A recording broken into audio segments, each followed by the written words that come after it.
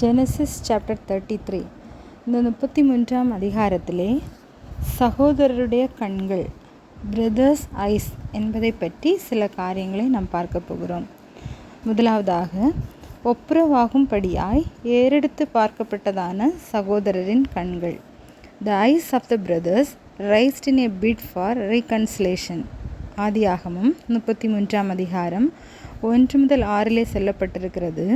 யாக்கோபு தன் கண்களை ஏறெடுத்து பார்த்து, இதோ ஏசாவும் அவனோடு கூட வருகிற 400 மனுஷரும் வருகிறதைக் கண்டு, பிள்ளைகளை லேயாளிடத்திலும் ராகேலிடத்திலும் 2 பணிவிடைக்காரிகளிடத்திலும் வெவ்வேறாக பிரித்து வைத்து, பணிவிடைக்காரிகளையும் அவர்கள் பிள்ளைகளை முதலிலும், லேயாளையும் அவள் பிள்ளைகளை இடையிலும், ராகேலையும் யோசேப்பையும் கடைசியிலும் நிறுத்தி, தான் அவர்களுக்கு முன்பாக நடந்து போய் 7 விசை தரை மட்டும் குனிந்து வணங்கி தன் சகோதரன் கிட்ட சேர்ந்தான். அப்பொழுது ஏசா எதிர்கொண்டு ஓடி வந்து அவனை தழுவி அவன் கழுத்தை கட்டி கொண்டு அவனை முத்தம் செய்தான். இருவரும் அழுதார்கள். அவன் தன் கண்களை ஏறெடுத்து ஸ்திரீகளையும் பிள்ளைகளையும் கண்டு, உன்னோடு இருக்கிற இவர்கள் யார் என்றான். அதற்கு அவன், தேவன் உமது அடியானுக்கு அருளின பிள்ளைகள் என்றான். அப்போது பணிவிடைக்காரிகளும் அவர்கள் பிள்ளைகளும் சேர்ந்து வந்து வணங்கினார்கள். லேயாளும் அவள் பிள்ளைகளும் சேர்ந்து வந்து வணங்கினார்கள். பின்பு யோசேப்பும் ராகேலும் சேர்ந்து வந்து வணங்கினார்கள்.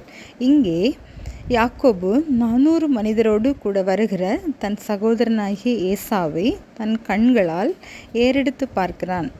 அவர்களுக்கு முன்பாக நடந்து போய் 7 விசை தரை மட்டும் குனிந்து வணங்கி தன் சகோதரன் கிட்ட போய் சேர்கிறான். அப்பொழுது ஏசா எதிர்கொண்டு ஓடி வந்து அவனை தழுவி அவன் கழுத்தை கட்டி கொண்டு அவனை முத்தம் செய்கிறதை பார்க்க முடிகிறது. சகோதரனை பார்ப்பதற்காக ஏங்கின கண்கள், ஓடி கிட்ட சென்ற கால்கள், அவனை கட்டி அணைத்து கொண்டதான கைகள், இவைகள் அனைத்தும் சகோதர பாசத்தை வெளிப்படுத்துகிறது.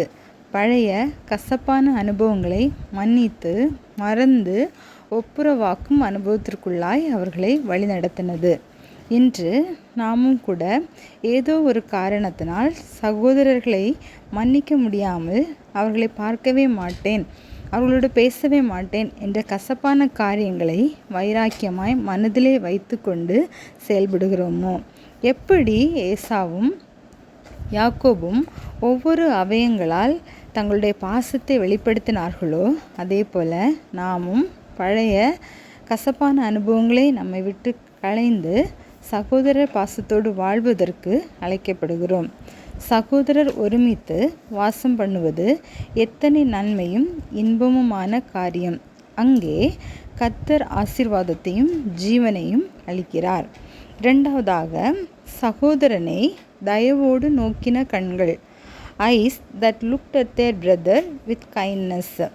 ஆதியாகமம் 33ஆம் அதிகாரம் 8 முதல் 11 சொல்லப்பட்டிருக்கிறது. அப்பொழுது அவன், எனக்கு எதிர்கொண்டு வந்த அந்த மந்தையெல்லாம் என்னத்துக்கு என்றான். அதற்கு அவன், என் ஆண்டவனுடைய கண்களில் எனக்கு தயவு கிடைக்கிறதற்கு என்றான். அதற்கு ஏசா, என் சகோதரனே, எனக்கு போதுமானது உண்டு, உன்னுடையது உனக்கு இருக்கட்டும் என்றான். அப்பொழுது யாக்கோபு, அப்படியல்ல, உம்முடைய கண்களில் எனக்கு தயவு கிடைத்ததேயானால் என் வெகுமதியை என் கையிலிருந்து ஏற்றுக்கொள்ளும். நீர் என்மேல் பிரியமானீர்.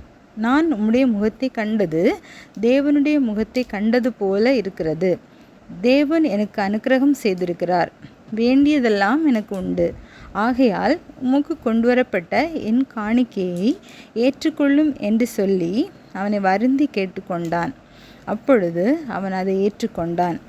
இங்கே யாக்கோபு கர்த்தர் தனக்கு கொடுத்த ஆசீர்வாதங்களிலே கொஞ்சம் வெகுமதியாக ஏசாவுக்கு கொண்டு வந்து, என் கையிலிருந்து அதை ஏற்றுக்கொள்ளும், இவைகள் எல்லாம் ஆண்டவனின் கண்களில் எனக்கு தயவு கிடைக்கிறதற்கு என்று சொல்லி கட்டாயப்படுத்தி கொடுப்பதை பார்க்க முடிகிறது.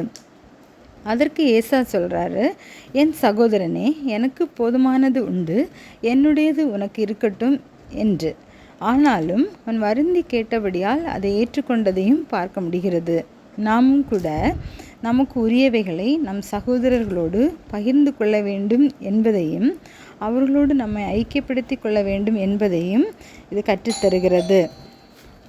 அது மட்டுமல்ல, மற்றவர்களோடு நம்மை கம்பேர் பண்ணி பார்த்து அவர்களைப் போல எல்லாம் எனக்கு வேண்டும் என்று நம் குடும்பத்திற்குள்ளாக ஒருவருக்கொருவர் சண்டை போட்டு சமாதான குறைவுகளோடு கடன் பிரச்சனைகளோடு வாழ்வதை விட்டு நமக்கு உரியவைகள் போதும் என்ற நிறைவோடு வாழ்வோம். அந்த உணர்வு எப்போதும் நமக்கு மிகவும் அவசியம் என்பதையும் இந்த சகோதரர்களின் செயல்பாடு நமக்கு கற்றுத்தருகிறது.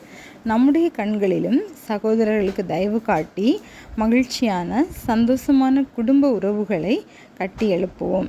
கர்த்தருடைய நாமம் மகிமைப்படுவதாக.